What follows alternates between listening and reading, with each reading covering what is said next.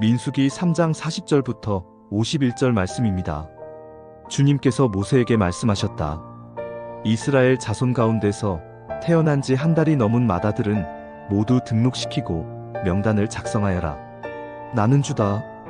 너는 이스라엘 자손의 모든 맏아들 대신 레위 사람을 구별하여 세우고 또 이스라엘 자손의 모든 가축 맏배 대신 레위 사람의 가축 맏배를 구별하여 세워서 나의 몫으로 삼아라. 모세는 주님께서 자기에게 명하신 대로 이스라엘 자손 가운데 있는 모든 맏아들을 다 등록시켰다.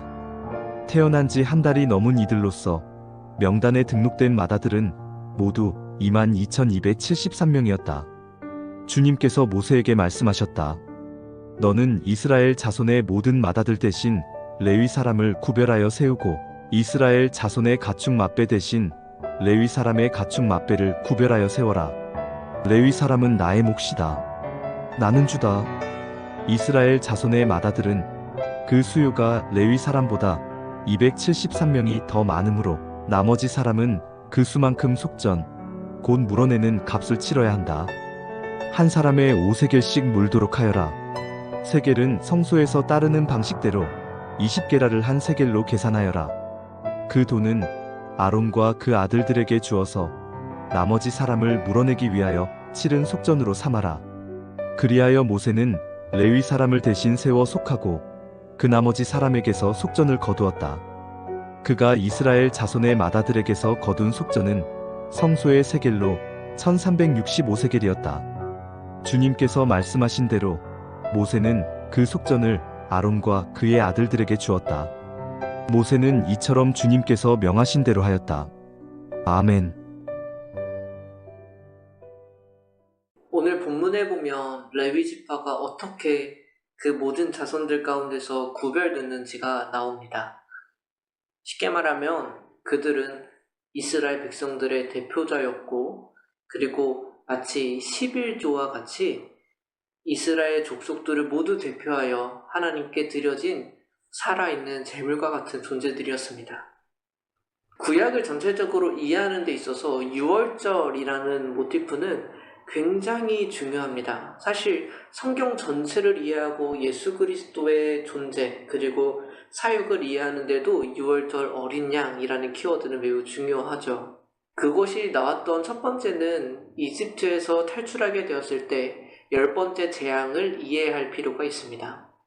하나님께서는 10번째 재앙에 모든 장자들, 첫째 된 자녀들이 죽을 것이라고 말씀하셨습니다. 그러나 하나님의 말씀을 믿고 두려워함으로 어린 양의 피를 문설주에 바르면 그 집은 그 장자의 죽음을 경험하게 되지 않을 거라고 말씀하십니다. 그렇게 하나님을 믿지 않았던 백성들의 장자는 죽음을 경험하게 되었지만 하나님을 믿는 믿음으로 또 어린 양의 희생을 힘입었던 사람들은 죽임을 당하지 않았습니다. 그리고 그것이 결정적으로 이집트에서 나올 수 있었던 표적이 되었었습니다. 그때를 한번 생각해 보십시오. 하나님의 심판이 어린 양의 피로 말미암아 건너갔습니다. 그리고 그렇게 이스라엘 백성들은 하나님의 은혜로 말미암아 이집트 노예에서 탈출하여 지금 약속의 땅으로 나갈 수 있었던 것입니다. 이것이 이스라엘 백성들의 정체성이었습니다. 이스라엘의 존재는 어떤 존재인가요? 하나님의 은혜로 구원받고 구별된 사람들입니다. 이들의 자녀들, 특별히 장자들은 어떻게 살아남은 건가요? 그들이 뭔가를 잘하고 뭔가 능력 있고 가진 것이 많아서 그렇습니까? 아니요, 하나님을 믿는 믿음과 또 하나님께서 그들에게 베푸신 은혜 때문이었습니다. 쉽게 말하면 이렇게 됩니다. 그 모든 사람들은 하나님께서 그 피값으로 사신 사람들입니다. 그래서 신약에 있는 우리들도 어떻게 설명합니까? 우리도 예수 그리스도로 피로 말미암아 사심받은, 속량받은 사람들이 바로 우리들입니다. 우리가 기억해야 할 정체성이 바로 이것입니다.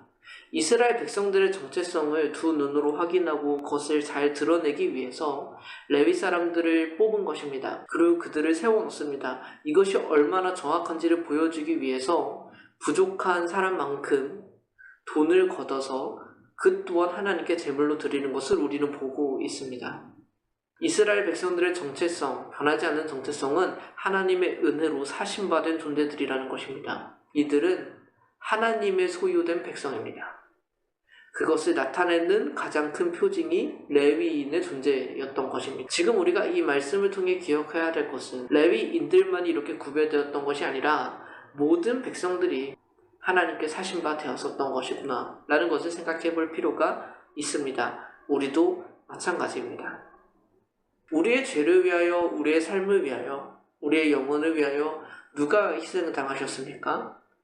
예수 그리스도께서 십자가를 지셨습니다. 전혀 지실 필요 없으신 그분께서, 전혀 죄가 없으신 그분께서 우리를 위해서 십자가를 지신 것입니다. 우리를 위해서 그 값을 치르셨고, 우리를 위해서 그 희생을 치르셨고, 우리를 위해서 그 은혜를 베푸신 것입니다.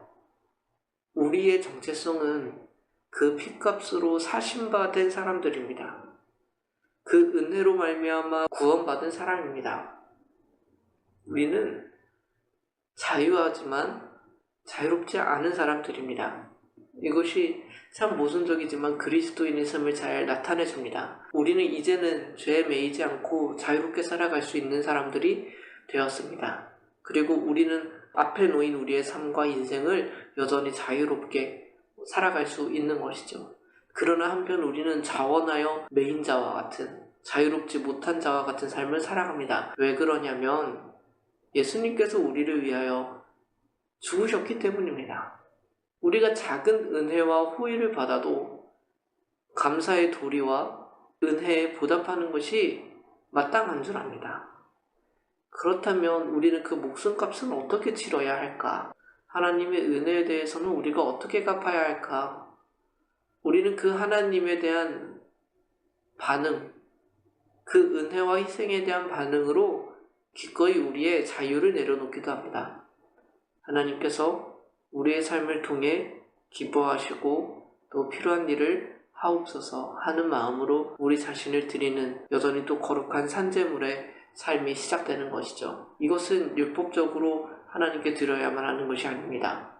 은혜를 아는 사람들, 십자가의 핏값을 아는 사람들이 자신의 자유를 자신의 선택으로 희생하고 헌신하는 것이죠.